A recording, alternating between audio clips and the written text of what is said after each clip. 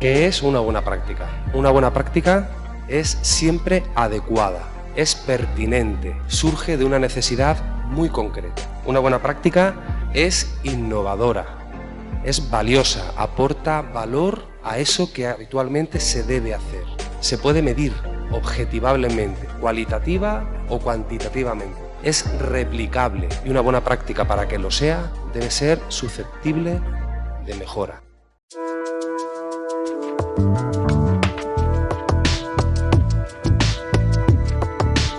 La Fundación DACER es una entidad sin ánimo de lucro que se dedica a trabajar con personas con daño cerebral para mejorar su calidad de vida y la de todas sus familias y todo su entorno.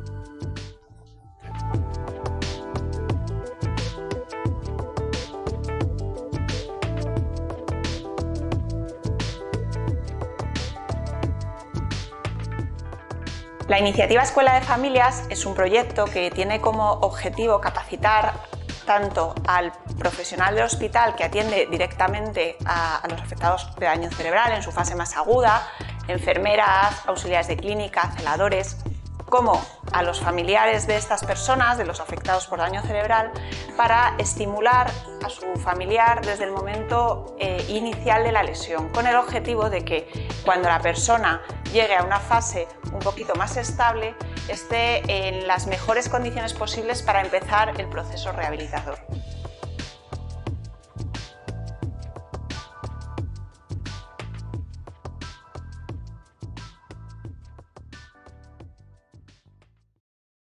Buenas tardes, bienvenidos a este sexto seminario web perteneciente al ciclo formativo Escuela de Familias, impartido por profesionales de la Fundación DACER. En la ponencia de hoy desarrollaremos el cómo favorecer una adecuada comunicación. Estará a cargo de Marisa Martín Bernal, que es logopeda neurológica, socia fundadora de la Fundación DACER, la cual cuenta con una amplia experiencia y es experta en terapia orofacial y miofuncional. Vamos a dar ya paso a la ponente Marisa Martín Bernal. Adelante, Marisa. Hola, Eduardo, muchas gracias. Pues hola a todos, buenas tardes para unos, ¿no? Buenos días para otros. Voy a comenzar a compartir la pantalla. El objetivo de la charla de hoy pues, es enseñar una serie de pautas para favorecer una adecuada comunicación con el paciente neurológico agudo, pues que acaba de sufrir un daño cerebral. Tenemos que entender la comunicación. Un momento. Ahí. Tenemos que entender la comunicación. Siempre que pensamos en comunicación, a lo mejor vemos a dos personas charlando, ¿no? Hablando de forma oral.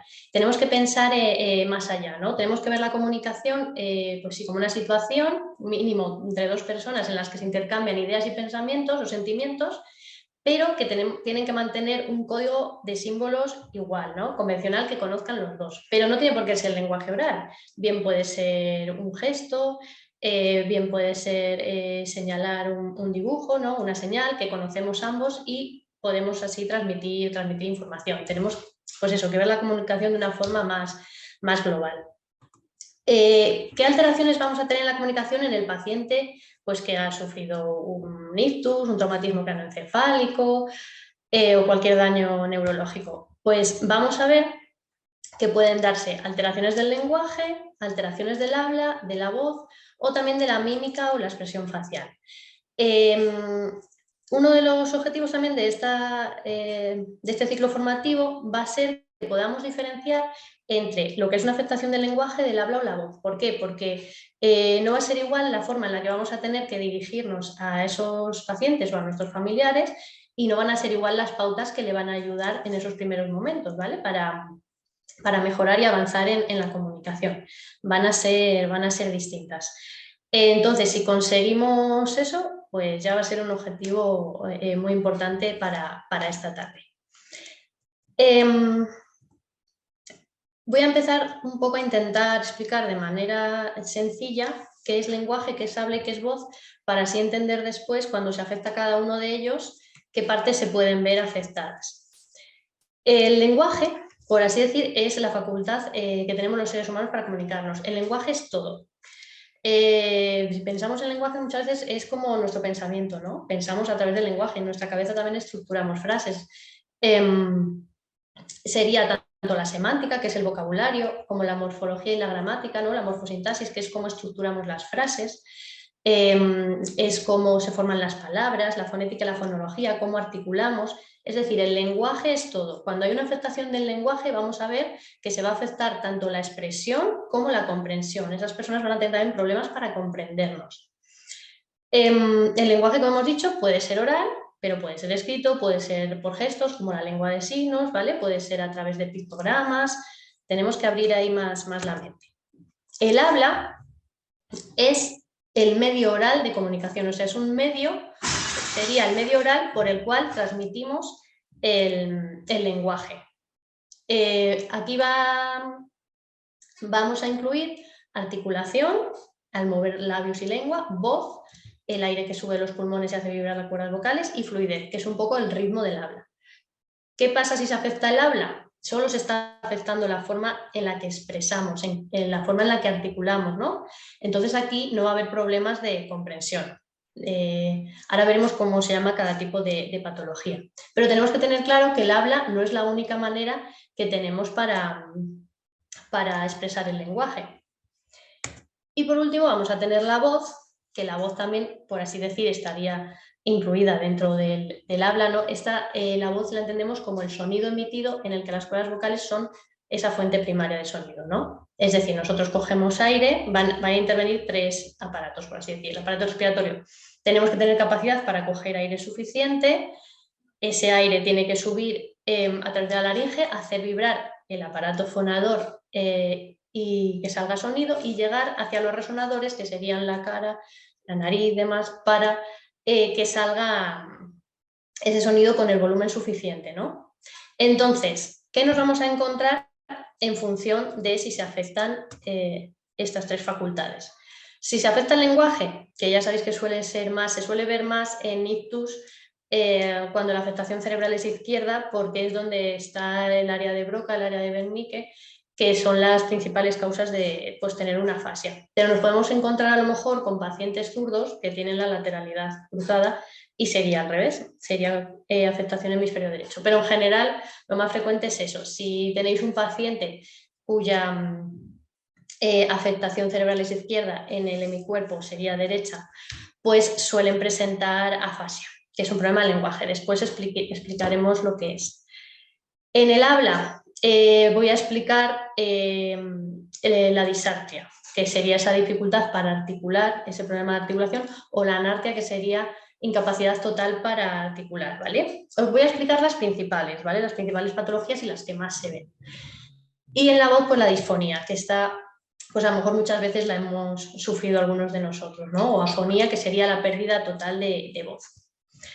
Ahora quiero explicar cada una de ellas y dar como unos signos que pueden suceder en cada una de estas patologías para que aprendamos a diferenciarlas, y después quiero poner 3 casos clínicos muy cortitos, de 1 minuto o menos, para que a través del chat podáis escribir y decirme, pues este paciente creo que tiene afasia o disartria o disfonía, ¿vale? Para ver si así nos queda claro, aunque no tenemos mucho tiempo, pero en este tiempo yo creo que se puede comprender perfectamente cuando se trata de una afectación del lenguaje, del habla o de la voz. Porque esto va a ser muy importante de cara a relacionarnos con los pacientes o con nuestros familiares. Entonces, como decíamos, la afasia va a ser la pérdida tanto para producir como para comprender el lenguaje, debido a lesiones, como ya hemos dicho, en áreas cerebrales especializadas en estas áreas, como hemos dicho, Wernicke y Broca.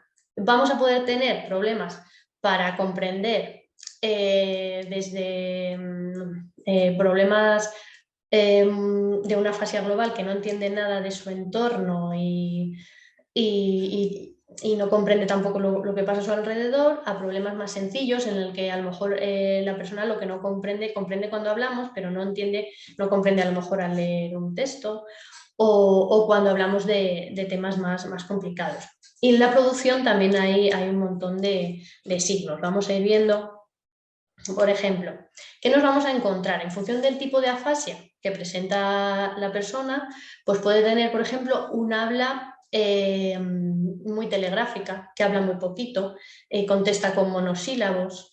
Estas suelen ser más las afasias tipo Broca, que son no fluentes, y pueden ser que son personas que comprenden muy bien, pero como no consiguen expresar adecuadamente, no consiguen encontrar las palabras para hablar, pues suelen contestar así con una sola palabra y un lenguaje muy telegráfico. Nos podemos encontrar el caso totalmente contrario, una jerga incomprensible. Pacientes que vais a ver que hablan muchísimo, no paran de hablar, incluso gesticulan, tienen prosodia, además, ellos piensan que nosotros les estamos entendiendo, pero es una jerga incomprensible pues porque está llena de neologismos, de parafasias, cambian el nombre de las cosas y no entendemos nada. Esta a lo mejor es más común de una afasia tipo Wernicke en la que también está afectada la comprensión y por eso ellos también cuando hablan y escuchan su propio feedback tampoco son conscientes de que lo que están diciendo no tiene ningún sentido. Pueden ser que veamos que se inventan palabras, neologismos que llamamos, quieren llamar a una cosa, la llaman, por otro se inventan una palabra que no existe, una palabra que no tiene ningún sentido. Que tengan problemas para encontrar la palabra deseada, esto es lo que es la anomia o problemas de vocación, es el fenómeno que se llama en la punta de la lengua, que nos pasa a veces, ¿no? A todos, y son incapaces de decir la palabra que necesitan y esto dificulta mucho una conversación, por ejemplo, porque si se tira 3 horas pensando o cada vez que tiene que decir algo, tiene un problema para evocar, pues complica mucho las conversaciones. Lo que les va a pasar también es que no entienden lo que les decimos, como hemos dicho, problemas de comprensión, y pueden también cambiar el nombre a los objetos. Esto es lo que llamamos parafasias. Aquí nos vamos a encontrar, por un lado, parafasias semánticas, que por ejemplo sería llamar en vez de perro decir gato, o en vez de vaso decir cuchara, ¿no? Dentro de la misma familia semántica le cambiamos el nombre, o parafasias fonémicas en las que cambiamos los fonemas. Pues quiere decir libro, dice libre, ¿no? Cambia alguna letra de la palabra. Estos signos pues, son algunos de los que pueden aparecer, ¿vale? En función de los distintos tipos de afasias. Nunca va a haber 2 personas con el mismo tipo de afasia, aunque lo queramos clasificar en un lado u otro, cada persona pues, va a presentar una serie de signos u otros. Esto con respecto a la afasia, ¿vale? Que quede claro que se puede afectar el lenguaje, entonces se puede afectar todo. Comprensión, expresión, la gramática, o sea, la sintaxis, cómo hablamos, todo. Luego, la disartria, en cambio, sería un conjunto de trastornos motores del habla, también de origen neurológico, evidentemente, y está caracterizado bien por debilidad muscular, incoordinación o lentitud o exceso en el movimiento de la musculatura implicada, y aquí se va a afectar tanto la respiración, la fonación como la resonancia y la articulación, porque a lo mejor pensamos en la persona con disartria que tiene problemas para articular, pues porque tiene a lo mejor una parálisis facial y tiene poca fuerza en la lengua y no puede decir algunos fonemas. Sí, esa persona tendrá una disartria, pero también se van a considerar disartrias personas que tengan a lo mejor la musculatura respiratoria débil y no tengan la fuerza suficiente para fonar, no se les oiga casi, o no tengan una buena coordinación fonorrespiratoria. Es decir, aquí la lesión pues, va a estar más en los centros motores del habla, como hemos dicho, que tendrían que inervar esa musculatura y al haber un daño cerebral, pues esa musculatura va a estar débil o rígida, puede estar al revés, también puede estar hipertónica y dificultar esa articulación, ¿vale? ¿Qué nos vamos a encontrar en una persona con disartria? Pues vamos a encontrar que va a tener dificultades para hablar, va a ser obvio que vais a hablar o vais a ver o bien que tiene un ritmo muy lento de habla y hablan muy lentos o no, o al revés, taquilalia, que se llama, que es una tasa rápida del discurso, que hablan tan rápido que no les entendemos lo que dicen tampoco. A veces tienen una incapacidad para hablar más fuerte que un susurro, como os decía antes, si se afecta más la musculatura respiratoria o fonatoria. Pueden también tener un cambio en la voz, una voz más tensa, más nasal. La incoordinación fonorrespiratoria, el discurso monótono, a veces hablan, no tienen prosodia, pierden la prosodia, pierden estas entonaciones que hacemos al hablar, ¿no? O para hacer preguntas, para exclamar. Entonces es un habla muy, muy monótona, casi robótica, ¿no? Y pueden tener dificultad también para mover la lengua, músculos faciales. En el caso de la voz, aquí ya sería cuando se altera alguna de las cualidades de la voz, que puede ser la intensidad, el tono o el timbre. En este caso, sobre todo en el tema de los ictus, es como muy característico, porque igual que se afecta un hemicuerpo, pues afecta esa hemilaringe, por así decir, y puede haber una cuerda vocal que no cierra adecuadamente, porque también está hipotónica, al igual que el resto del cuerpo, y hay ese escape de aire, suele ser una voz como más soplada, áspera, le cuesta mucho, fuerza muchísimo de la garganta para poder hablar y que se les oiga. Entonces, ¿qué vamos a ver en los casos de disfonía? Nos vamos a encontrar personas o bien con ronquera o una voz temblorosa, velada. Vamos a ver una pérdida de los sonidos agudos, fundamentalmente.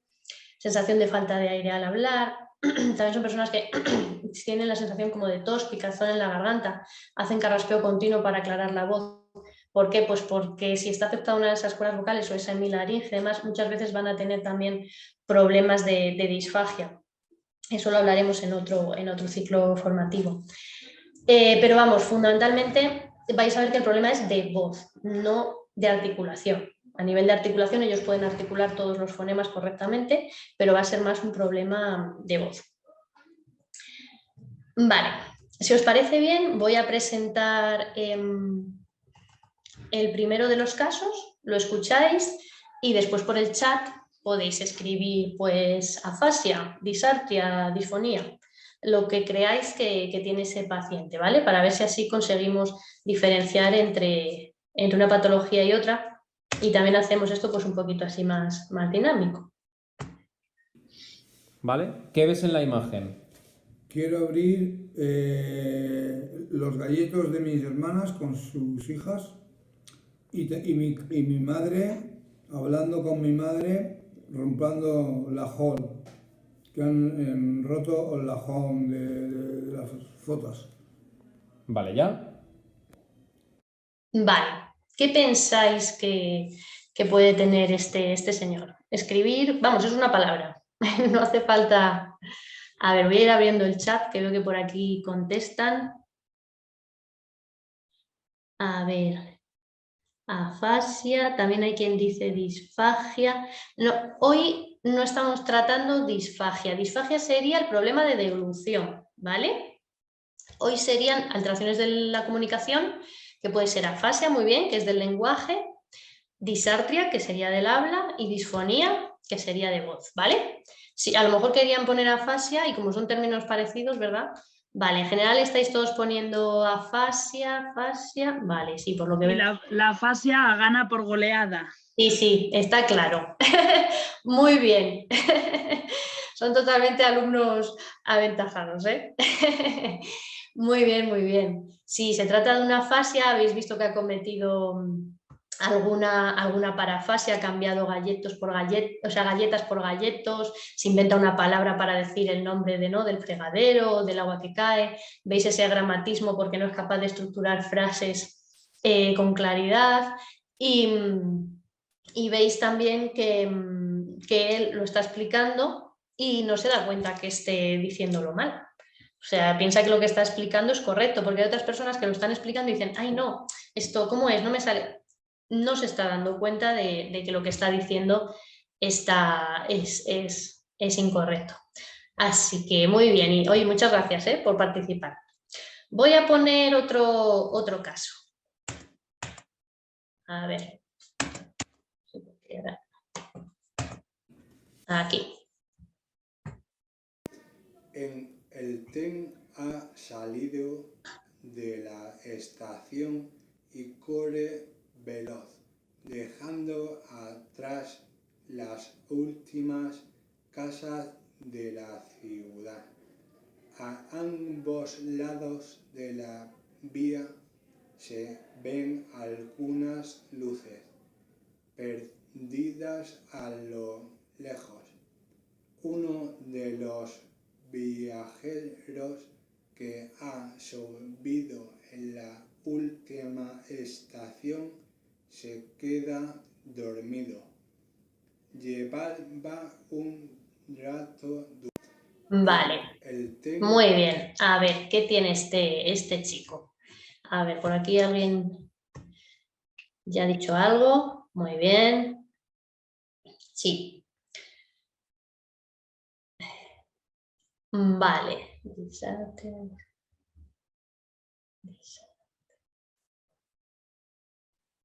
Ahora la cosa no está tan clara. Hay más opciones. Aquí hay más dudas, sí. Puede ser que haya más dudas.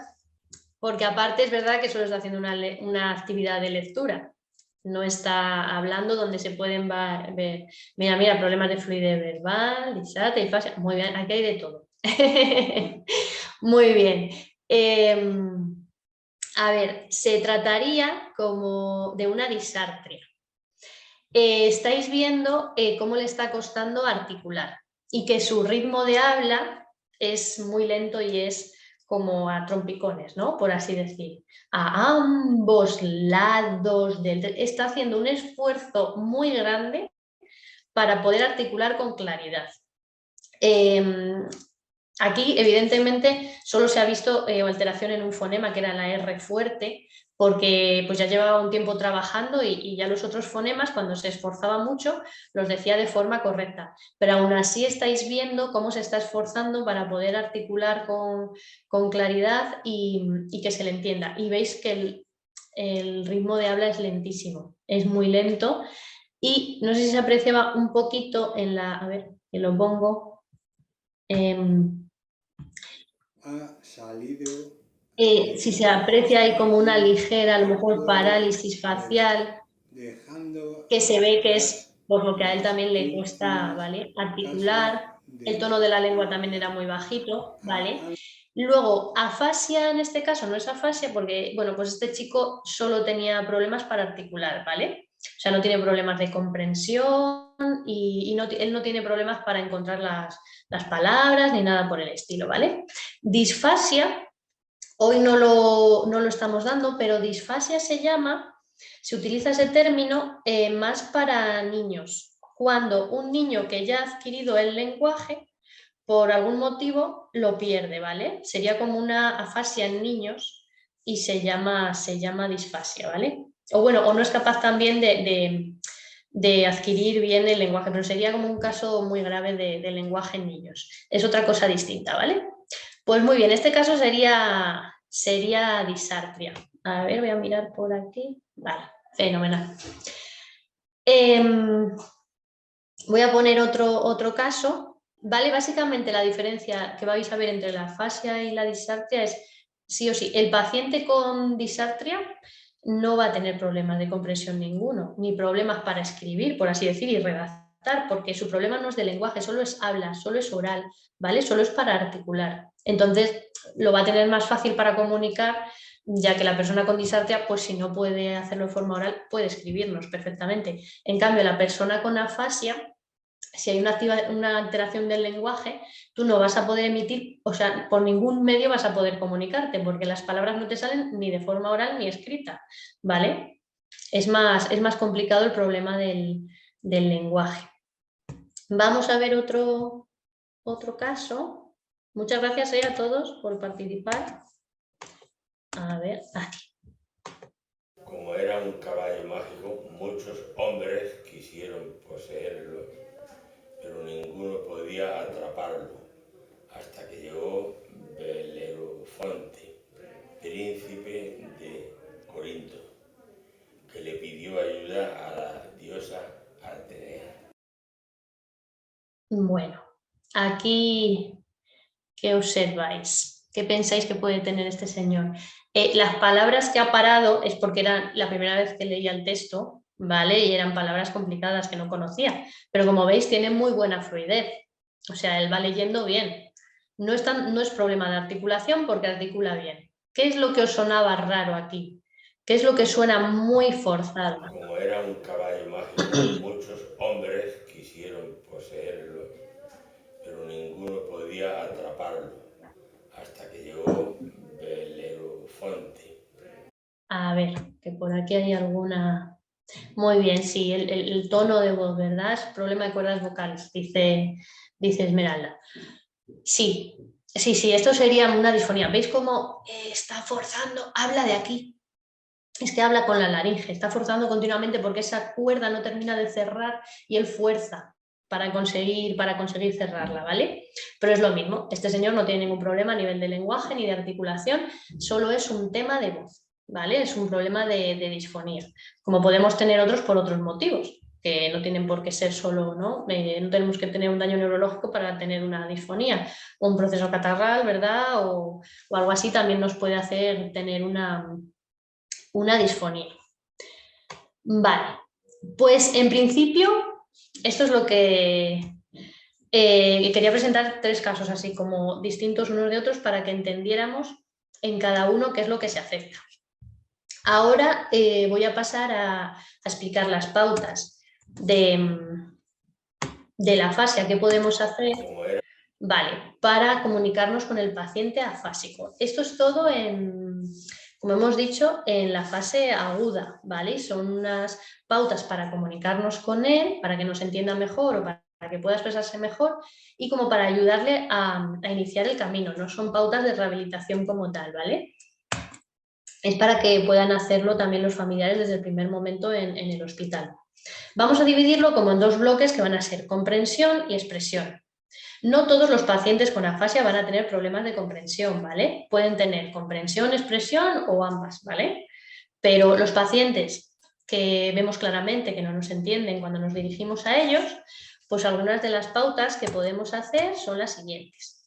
Muy importante, minimizar al máximo las distracciones durante las conversaciones. Si una persona tiene problemas de comprensión y está de fondo la tele o hay otra conversación más, o hay cualquier ruido que le pueda distraer, pues va a ser mucho más complicado que nos entienda, ¿vale? Parece algo muy sencillo, pero muchas veces no caemos en estas cosas.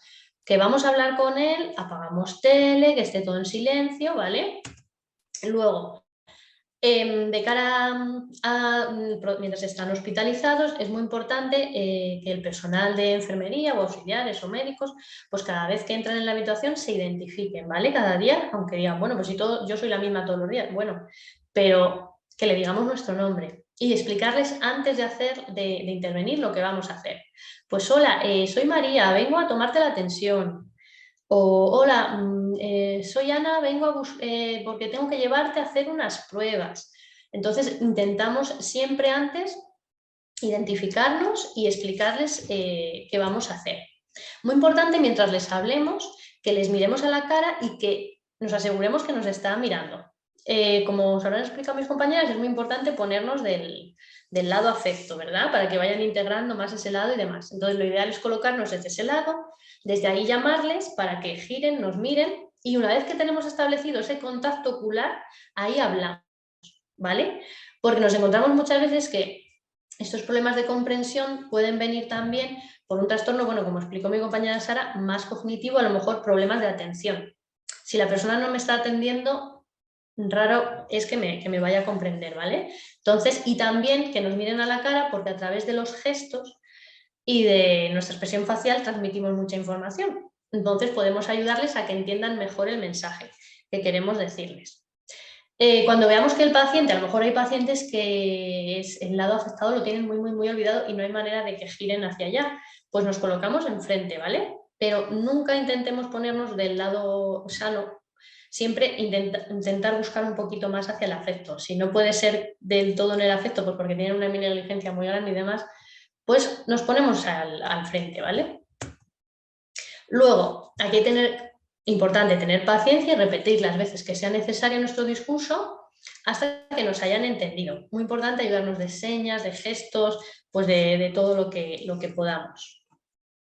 En algunos pacientes se da el caso de que no tienen una buena comprensión auditiva, a veces pasa, pero tienen comprensión lectora. Son casos raros, pero alguna vez nos ha pasado. Entonces hay veces que le das el mensaje por escrito, lo leen y lo entienden. Puede pasar. Entonces, muy importante, si una persona tiene problemas de comprensión, que usemos oraciones cortas. Ir poco a poco diciéndoles lo que vamos a hacer. hablar lentamente de forma clara, pero esto no quiere decir que infantilicemos el lenguaje, ¿vale? Que nuestro paciente o familiar, tenemos que pensar que la afasia, el paciente no ha perdido capacidades, por así decir, intelectuales. No, el paciente sigue teniendo en su cabeza sus pensamientos, sus emociones, sus sentimientos, ¿vale? Lo que no encuentra es la manera adecuada, no encuentra esas palabras para expresarlo, ¿vale? Entonces tenemos que pensar en él, en mantener su rol, pues su rol de padre, su rol de madre, el que sea. No infantilizar, no tratarles como niños, porque eso les frustra muchísimo y solo hace que lo que no quieran es como después comunicarse o pueden tener más reacciones también de agresividad, ¿vale? Porque no les estamos tratando acordes a su edad. Asegurarnos de vez en cuando de que lo que le estamos diciendo lo está comprendiendo, a lo mejor mediante preguntas de sí y no, ¿vale? Que él solo tenga que responder sí o no. Y lo que os decía antes es facilitar la orden por escrito, que a veces puede funcionar. Luego, mientras estamos en el hospital, pues ¿qué actividades podemos hacer con nuestro familiar sencillísimas para ayudarle a mejorar poquito a poco la comprensión? Pues la comprensión, ¿cómo puede mejorar? Pues siguiendo órdenes sencillas. A lo mejor cuando llega la hora de la comida, coge la cuchara, pásame el vaso. Así podemos darle órdenes sencillas. Luego, actividades de señalar partes de su cuerpo, señala la nariz, señala el pelo, la oreja, tal. Objetos de habitación, señala la televisión, la cama, dónde está el baño. Si lo queremos complicar, pues ya decimos, por ejemplo, con los útiles tenemos delante a lo mejor cosas que hay en la habitación, pues el neceser. Señala un objeto que sirve para lavarnos los dientes, pero ya es una orden mucho más larga y tienen que recordar muchas más cosas, ¿no? Luego también se puede ir adaptando al nivel que veamos que tiene nuestro familiar. Luego, los folletos publicitarios, por ejemplo, de cualquier supermercado, ¿vale? Y demás. Estos que los podemos tener por casa, los podemos llevar. Nos vamos a la página de frutas y en este caso, si queremos trabajar la comprensión, lo que tienen que hacer es señalar. Señala las naranjas, busca los kiwis, ¿vale? Es simplemente entender, comprender lo que le estamos diciendo. Son actividades muy sencillitas, ¿vale? Que pueden ir haciendo y ya les van ayudando un poco a comprender el lenguaje. Eso sería con respecto a comprensión. Ahora vamos a hablar del lenguaje expresivo. En el lenguaje expresivo, como hemos visto, en la afasia va a haber un montón de problemas, como hemos dicho, o sea, puede haber neologismos, parafasias, que hemos dicho, perseveraciones. Entonces, lo que es muy importante, cuando el paciente intente comunicarse, apoyar todos los esfuerzos que haga. Da igual si se comunica señalando, escribiendo, nos hace un gesto, cualquier mínimo indicio que veamos de comunicación hay que aplaudirlo, ¿vale? Y hay que reforzarlo, porque nos encontramos muchas veces con pacientes con una afasia muy grave que a lo mejor no hemos sido capaces de conectar con ellos o comunicarnos con ellos de alguna manera y pierden la intención comunicativa. Eso luego se traslada a que cuando vienen a rehabilitación nos cuesta muchísimo que quieran trabajar, porque pierden esa intención comunicativa, se vuelven más apáticos y pierden un poco como la esperanza, ¿no? de recuperarse. Entonces es muy importante que intentemos eso, que no pierdan la intención comunicativa. Muy importante no hablar por el paciente ni completar sus frases, dejarle a él que se exprese. Pues si viene el médico y pregunta, ¿qué tal ha pasado la noche? Pues que conteste en la medida de lo posible, intentar que conteste el paciente, que no hable el familiar por él, ¿vale? Es una de las cosas, ya sé que lo hacemos por ayudarles, pero es muy importante que ellos sientan que pueden comunicarse y eso mismo es rehabilitación, el hacer el esfuerzo para encontrar las palabras, para expresarse. O cuando vienen visitas, lo mismo. Y no completar sus frases, que las acabe. Cuando vienen visitas, por ejemplo, pues no dejarles cuidado en las conversaciones. Y muy importante que la persona que venga a visitar pues no hable solo con el familiar, sino que esté hablando también con el paciente, ¿vale? Esto es un poco lo mismo de no infantilizar el lenguaje, pues mantener una conversación apropiada para un adulto, ¿no? y permitirle todo el tiempo que necesite para conversar. Tenemos que tener paciencia, ya sabemos que si le lleva un tiempo conseguir decir simplemente que quiere ver la tele o hasta que le entendemos que quiere ver la tele, pues tenemos que darle ese tiempo y tener paciencia. Luego, también podemos utilizar, luego ponemos algún ejemplo de un sistema de comunicación aumentativa o alternativa o otros medios de expresión que estén conservados. Si no puede de forma oral, podemos comunicarnos de otras maneras, ¿vale? ¿Qué pasa cuando no le sale una palabra o una frase? Ahora vamos a poner pautas para algunos ejemplos en concreto, problemas expresivos. Por ejemplo, esto era la anomia, ¿no? Cuando no le sale una palabra o una frase, os voy a decir de menor a mayor ayuda cómo sería lo ideal para ayudarle desde el primer momento, ¿vale? Para que su cerebro vuelva a aprender. Pues a ver, la menor ayuda sería darle una pista semántica. Esto consiste en, por ejemplo, si queremos, le enseñamos un cepillo de dientes y no es capaz de decir que es un cepillo, intentamos buscar una frase en la que pueda salir de forma automática el cepillo. Por ejemplo, sirve para lavarnos los dientes, es un cepillo, y hay veces que sale, simplemente dándoles la pista semántica sale, ¿no? O me lavo los dientes con él, ¿vale? Ese sería el menor apoyo. Si aún así vemos que no consigue acceder a la palabra, ya tendríamos que darle la pista fonética. Pues en el caso de cepillo decimos, esto es un C, y ya completan ellos, cepillo. O en una esponja, esto es una esponja, ¿vale? Eso sería la otra pista que podemos dar. No pasa nada por decirles la primera sílaba, ¿vale? Al final su cerebro va a hacer ese ejercicio de recuperar esa palabra, ¿vale?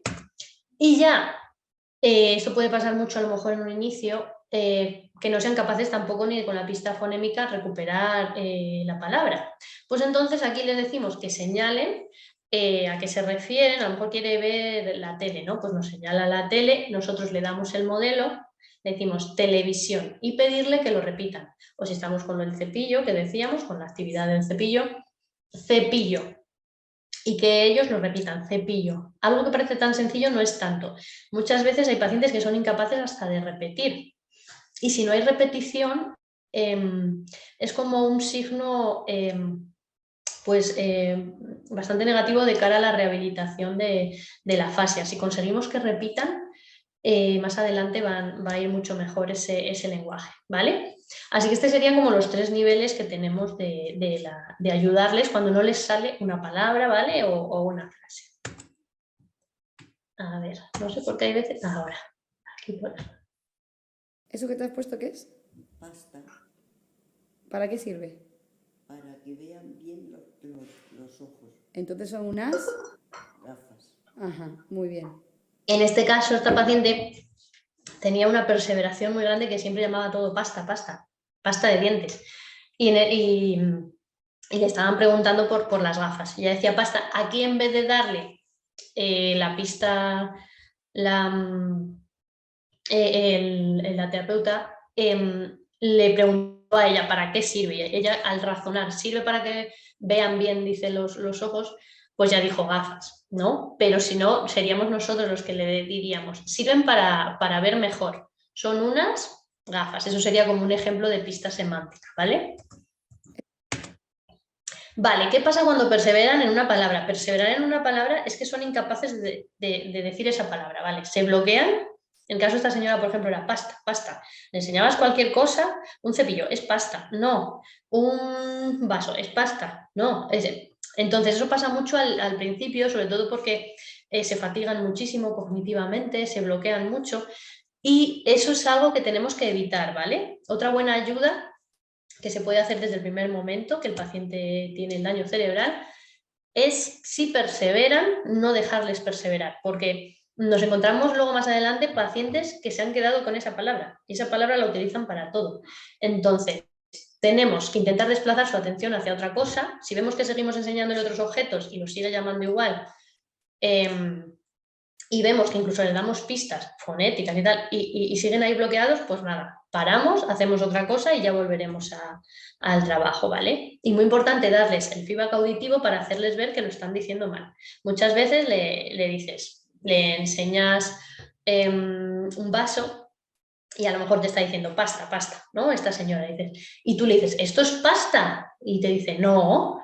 Dice, ah, vale, pues esto es y le damos la pista para que ya lo diga. Entonces, muchas veces cuando nosotros le damos el feedback auditivo, ellos se dan cuenta que lo están diciendo mal, ¿vale? Es muy importante que sean conscientes que lo que han dicho no es correcto. ¿Por qué? Porque si lo dejamos pasar y su cerebro aprende que eso se llama pasta, pues eso es pasta, ¿vale? Y no es un vaso. El cerebro en ese momento también puede aprender con patología. Entonces, por eso es tan importante no perseverar. Es verdad que a lo mejor en un inicio están en el hospital, ¿verdad? Y pues han pasado por algo muy duro y nos da como, sobre todo pues a los familiares es normal, nos da como reparo, corregirles, ¿no? Y demás, pero bueno, lo podemos hacer con cariño y con tacto y sobre todo pensar que es por su bien, ¿vale? Para que desde el principio ese cerebro no aprenda con patología. Luego, para los casos más afectados, los que no son capaces casi de emitir nada, funciona mucho el lenguaje automático. Lenguaje automático sería decir cosas que no sabíamos anteriormente de carrerilla. Pues contar los días de semana, los meses, rezar. Esto funciona mucho en la gente que es religiosa y demás. No son capaces de decir ni una palabra. Empiezas el Padre Nuestro y te lo dicen de carrerilla. O cantar canciones que se sabían, completar refranes. Todo esto ayuda mucho, ¿vale? Para las personas que no son capaces de emitir nada, o también incluso para esas que tienen esa jergafasia, que no dicen cosas con sentido, intentar que por lo menos tengan esa parte del lenguaje automático. Marisa, disculpa, con respecto a las perseverancias, hay una cosa que no tengo clara. Ellos en su cabeza piensan, por ejemplo, como decías antes, en las gafas, y a la hora de emitir el sonido, de hablar, dicen pasta, o directamente en su cabeza todo es pasta. No sé si me explico. Sí, ella tiene en la cabeza gafas realmente. O sea, sí, lo que pasa que al hablar pronuncia pasta, que son esas parafasias que decimos. El problema es cuando perseveran y continuamente utilizan esa palabra todo el tiempo. Todo el tiempo. Sí, pero ella quiere decir gafas. De hecho, tú fíjate cuando le preguntó la terapeuta, dice, ¿pero para qué sirve? Dice, hombre, pues para que vean bien los ojos. O sea, ella sabe que lo que quiere decir gafas, pero le sale pasta. Es incapaz de decir otra palabra. O sea, en su cabeza no está pasta, ¿vale? No está. Por eso muchas veces se enfadan cuando no les entendemos. Hombre, pasta, pero es que. Y no le damos realmente lo que quieren, se enfadan porque ellos están pensando en lo otro. Claro, ¿vale? así sí queda claro. Muchísimas gracias. Nada. A ti. Vale. Otros ejercicios, ¿qué ejercicios podemos hacer con ellos o qué actividades así sencillitas se pueden hacer pues, para mejorar ese lenguaje expresivo? Pues estamos viendo que si tienen problemas de anomia y de encontrar las palabras adecuadas, pues podemos hacer un ejercicio de evocar palabras por campos semánticos. Venga, papá, dime 5 nombres de animales, 5 países. Si lo queremos pues, complicar, pues cosas más concretas, ¿no? Todo, o también podemos decir que evocar que es más complicado todavía, palabras que empiecen por M, palabras que empiecen por S, ¿vale? Lo vamos ajustando un poquito en lo que veamos que le cuesta más, que le cuesta menos, pues todo esto ya les ayuda como a ir agrupando el lenguaje, a ir recuperando palabras, vocabulario. Vale, aquí, al igual que en la comprensión, nosotros decíamos que tenían que señalar y ellos señalaban, aquí ya tienen que denominar, tienen que nombrar. Podemos llevar fotos de familiares. Con los mismos folletos publicitarios que hemos dicho, podemos trabajar también la denominación. Vamos a la página de electrodomésticos y que vayan nombrando los electrodomésticos que ven, por ejemplo. O nombrar lo que ven en la habitación también. O cuando viene la comida, también podemos aprovechar ese momento si queremos trabajar lectura. Muchas veces pues viene el menú escrito. Vamos a leer qué viene, no se lo leemos nosotros, que lo lean ellos. Vamos a leer qué hay hoy para comer. Pues que lo lean. Muy bien, ¿y qué quieres comer antes? Que intenten decir el nombre de lo que quieren comer antes, ¿vale? Que ayudarles eso también como a describir, a nombrar todas las cosas que veamos. Muy importante en este primer momento no permitir la jergafasia, que es eso que os decía antes de que ellos cambian las palabras a las cosas y no se dan cuenta. Es muy importante no permitirlo y hacerles conscientes, ¿vale? Y si no les entendemos nada de nada de nada, pues podemos utilizar un sistema de comunicación. Por ejemplo, en el caso del hospital, pues es muy sencillo. No hay muchas opciones. Ir al baño, descansar, bueno, podríamos poner también la tele, podemos poner una revista, si le gusta de vez en cuando mirar una revista o un libro, y que señalen lo que quieren, beber, comer. Esto además en internet hay un montón de recursos muy sencillos que ya vienen los dibujos hechos y es solo imprimirlos, ¿vale? Y son como muy visuales para que los entiendan muy, muy bien. Esto sería en el caso de que no puedan comunicar nada, pero les pedimos que señalen, pero luego les vamos a pedir también la vocalización, por así decir, ¿vale? Si señala beber, vale, ¿quieres beber? Vale, ¿quieres beber agua? Vale, pues pídeme agua y que lo digan agua, ¿vale? Le vamos a pedir también la parte del lenguaje oral, así trabajamos todo. Vale, por ejemplo, en el hospital que podemos tener una tablet o un móvil, más que a lo mejor para el hospital, igual esto es el momento ya más, a lo mejor que nos vamos a casa y ya empezamos la rehabilitación, qué cositas también podemos ir haciendo en casa, porque a lo mejor hay gente que, dependiendo del nivel de afectación, el tema de pantallas y tal les molesta mucho y les fatiga muchísimo, ¿vale? Y entonces es más contraproducente. Pero para que podáis conocer tanto las típicas aplicaciones, que podemos jugar varios, como puede ser el apalabrados, el Codicross viene muy bien para problemas de denominación, pues porque te dan una definición y tienes que saber de qué palabra nos hablan y completarla, ¿vale? O el Triviados, que es muy similar al Trivial, juegos de este tipo. Pero luego hay otros, y todas estas son gratuitas, ¿vale? Luego hay otras aplicaciones que ya van más enfocadas también al tema del lenguaje, de la recuperación del lenguaje. Por ejemplo, la de afasia anómica, que vienen varios ejercicios, y Recover Brain y Neuronation. Estos son más, van a trabajar tanto lenguaje, también como hay opciones de atención, memoria, ¿vale? También podemos, no tenemos que nosotros crear todo el material porque sería muy difícil a nivel de familiares, ¿verdad? No podemos dedicarnos, pero hay muchos recursos también en internet que algunos son muy útiles y nos pueden servir también, ¿vale? Esto sería con respecto a la afasia, que siempre lleva más tiempo porque es más complicada, ¿vale? Sigo con el habla, que serían los problemas de disartria. Aquí va a haber unas pautas para el paciente y unas pautas para nosotros, ¿vale? Para los oyentes. ¿Qué pasa? Como hemos dicho, el paciente con disartria, ahora estamos ya con la disartria, ¿vale? El paciente con disartria no tiene problemas de comprensión, solo es expresión. Entonces podemos perfectamente darle unas pautas que él las va a comprender para que pueda hablar con más claridad. Importante que mantenga una postura adecuada, ¿vale? Cabeza alineada con el cuerpo, una postura adecuada también para que pueda respirar correctamente y emitir bien. Primero, si tiene muchos problemas de articulación, le decimos, vale, dime primero de qué vamos a hablar. Y a lo mejor te dice fútbol. Ah, vale, y así ya nosotros ya sabemos que nos va a hablar de fútbol y podemos entender mejor, ¿vale? Lo que nos va a decir. Decirle que hable alto, despacio, que haga pausas para coger aire. Si coge el aire por la nariz antes de cada emisión, pues evita también fatigarse más al hablar, que si está continuamente cogiendo aire por la boca, que va a coger aire de forma más superior y se va a fatigar más, ¿vale? En personas también con más dificultad, decirle que vaya palabra por palabra, ¿vale? Que emplee también gestos y mímica, porque así nosotros podemos entenderle mejor. De vez en cuando, pues tiene que ir preguntando a la gente si la ha entendido o asegurarse, ¿no? de que le están entendiendo. Cuando se sienta cansado, que no fuerce, pues ya hablaremos más tarde, no te preocupes. O que nos lo escriba, porque lo puede escribir.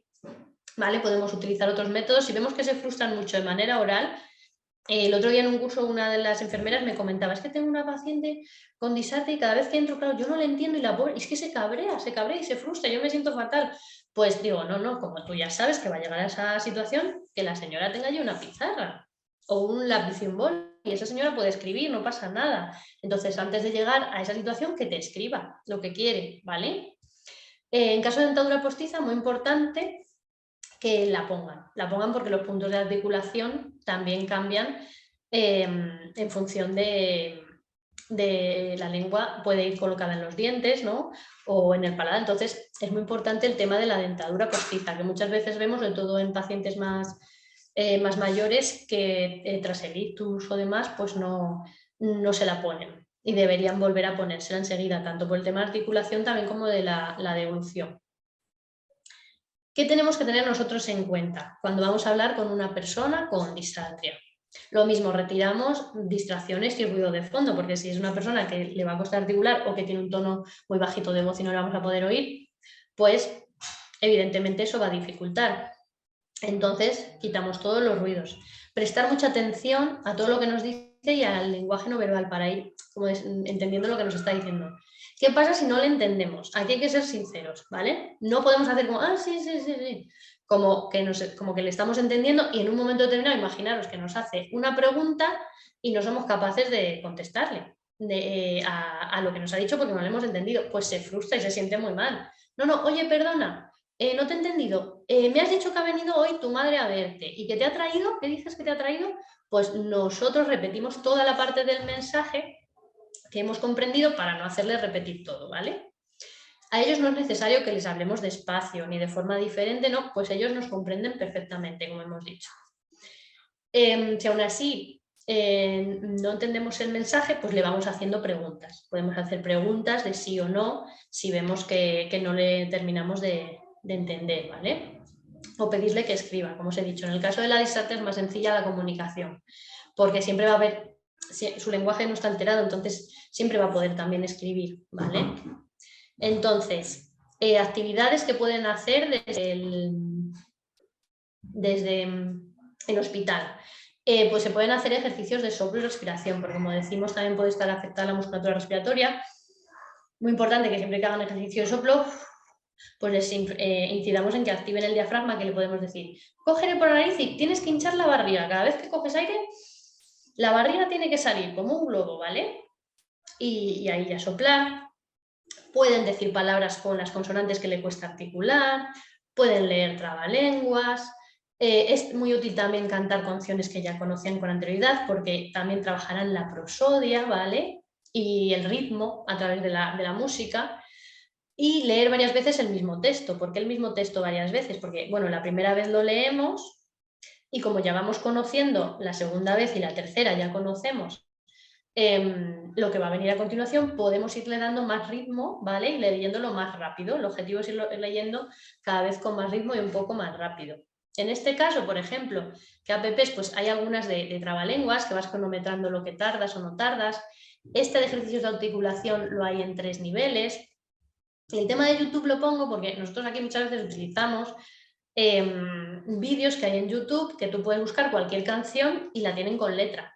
Puedes buscar Joaquín Sabina, tal canción con letra. O es como karaoke, ¿no? Que también se puede buscar en karaoke y tiene la letra, pero es más útil también la que está el cantante cantando y viene la letra. Esa es más útil porque si el paciente se pierde, porque se va a perder porque no es capaz de seguir a lo mejor el ritmo, pues puede luego volver a coger el ritmo de la canción o por dónde va la letra si el cantante también está de fondo cantando, ¿vale? Entonces esos vídeos hay de todo en YouTube y eso sí que es algo que perfectamente también se puede hacer desde el hospital con una tablet, ¿vale? O un móvil y demás. En el caso de alteraciones de la voz, pues aquí lo que voy a dar es más unas medidas de higiene vocal que son importantes tener en el paciente que tiene ya alteración de la voz. Va a haber unas condiciones individuales y unas más ambientales a tener en cuenta del ambiente. Las individuales, pues yo creo que estas las conocemos más o menos todos. Es muy importante la hidratación, que beban mucha agua. En el caso luego puede haber personas que tengan disfagia. Bueno, pues también pueden tomar el agua con espesante o agua gelificada, ¿vale? Pero es muy importante que la laringe esté hidratada. En este caso que eviten el carraspeo porque eso les va a hacer más daño en la garganta. No sería necesario pastillas medicinales o gárgaras por lo mismo, porque pueden hacerse daño al hacer las gárgaras. A veces se piensa que es mejor el reposo total, que no hablen nada. Tampoco es bueno del todo hacer un reposo total porque las cuerdas vocales al final es un músculo, tienen que mantenerse tonificadas. Que usen la voz normal. Muchas veces cuando tenemos la disfonía hablamos así bajito, ¿no? Susurramos y eso nos hace más daño en la garganta. Ellos que hablen en su tono normal de voz, ¿vale? Evidentemente evitar fumar, vapear, evitar hablar por encima del ruido de fondo, intentar eso, que no haya mucho ruido cuando la persona quiera hablar porque va a intentar hablar más alto y se va a hacer daño también. Que no hablen mucho en conversaciones por teléfono o videoconferencia, que ahora hacemos muchas, ¿no? Desde WhatsApp y demás. Vamos a llamar a tal, porque en esas inconscientemente gritamos más, ¿eh? Y hablamos mucho más alto y también se fatiga mucho más la voz. Cuando notemos una fatiga, ahí sí que hacemos un descanso, ¿vale? Vocal, le pedimos que estén un ratito sin hablar. Muy importante aquí que es vigilar el tema del reflujo. Estos pacientes a veces luego también tienen problemas de reflujo, porque el reflujo es un ácido, al final va quemando ahí un poquito la faringe, la laringe.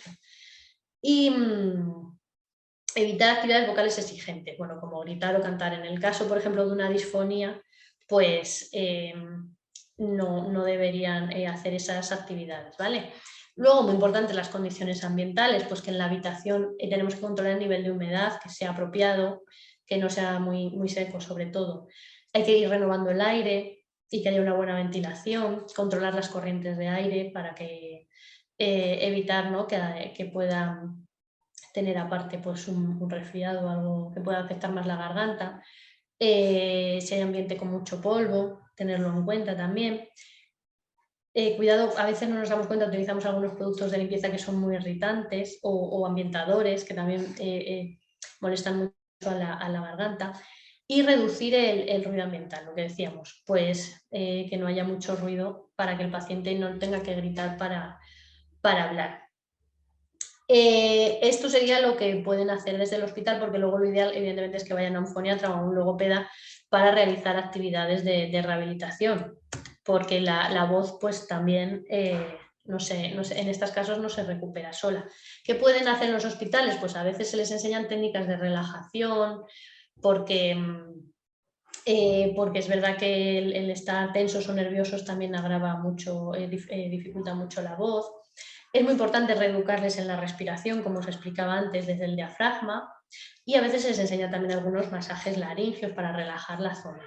En este caso hay una app que está muy bien, que se llama Cuida tu voz, de Mutua Universal, y tiene como distintos ítems pues, generales, respirar, luego cuello y hombro, o sea, es un poco como las partes que se suelen trabajar en logopedia, y hay como un asistente que te enseña a hacer los ejercicios. Y esto, una vez que ya estás asistiendo a terapia logopédica, pues suelen ser ejercicios que los has practicado con el logopeda en sesión, y luego en casa viene muy bien, es como un índice para seguirlos, y aparte tienes el asistente que te ayuda a hacerlos, ¿vale? Bueno, luego a mí siempre me gusta decir que si una persona no puede comunicarse, tenemos que tener en cuenta que no va a poder tomar decisiones que afecten a su vida, y origina mucha dependencia y aislamiento. Con esto quiero decir que es tan importante recuperar la parte motora, es muy importante, pero el lenguaje es como fundamental. Si no podemos hablar, si no podemos comunicarnos, todo lo demás no podemos realizarlo, ¿vale? ¿Para qué queremos desplazarnos? ¿Para ir a dónde? No, si no podemos llegar a comunicar o llegar a expresar lo que necesitamos. Que el derecho a comunicarse es un derecho humano básico y es el medio por el cual ejercemos todos los demás derechos, ¿no? Y por mi parte, nada más. Daros las gracias por vuestra atención, que espero sea útil esta ponencia. Ahí tenéis mi email, por si alguna vez tenéis algún paciente familiar con algún problema de comunicación y queréis preguntar alguna duda o recursos. Os quería presentar este material que es de una logopeda creado, no sé si se ve, se llama Eris. Tenéis www.eris.io. Hay opción es como un comunicador gratuito, ¿vale? Un sistema de comunicación gratuito que se puede descargar en la tablet o en el ordenador, y con imágenes muy para adultos, ¿vale? No tanto para niños, que a veces los sistemas de comunicación son como muy infantiles, porque siempre van más dedicados a niños con problemas de TEA y demás. Entonces, y luego ellos aparte tienen estos folletos sobre afasia, que si les escribís seguramente os lo envían, ¿vale? Y es muy interesante esta plataforma que han creado, ¿vale? Yo sí quiero un poco hacer, bueno, pues hacer una cosa, un balance positivo de tu comunicación que has tenido hoy, ya que los logopedas, hay mucha gente de la que me conoce que yo llevo reivindicando mucho tiempo de que es una profesión la cual mucha gente desconoce o desconocemos, ¿vale? Ahora en temas de mayores, pues también se quiere empezar a tener logopedas, ¿vale? Porque sí, hay personas, porque estamos hablando, la comunicación, que es lo que tú has hablado, abarca mucho, mucho, mucho. Yo ahora estoy en un centro ocupacional, centro de día, en el cual son personas con discapacidad intelectual leve, moderada y luego gravemente afectados. Y uno de los grandes problemas que hay muchas veces es la comunicación. Pero no solamente aquí en el centro, sino a las familias, ¿vale? La formación de las familias, porque yo sigo pensando que muchas de estas personas, pues que tienen una afasia, que tienen cualquier cosa de estas, se les podía haber ido corrigiendo habiendo podido tener un apoyo. Un apoyo. Yo sigo reivindicando de que yo quiero, de donde estoy, y lo seguiré reivindicando desde que me vaya, yo quiero una persona que sea logopeda, porque yo pienso que podemos corregir muchas cosas. Gracias por su asistencia y participación, y les invitamos a que nos sigan acompañando en los próximos seminarios web. Buenas tardes.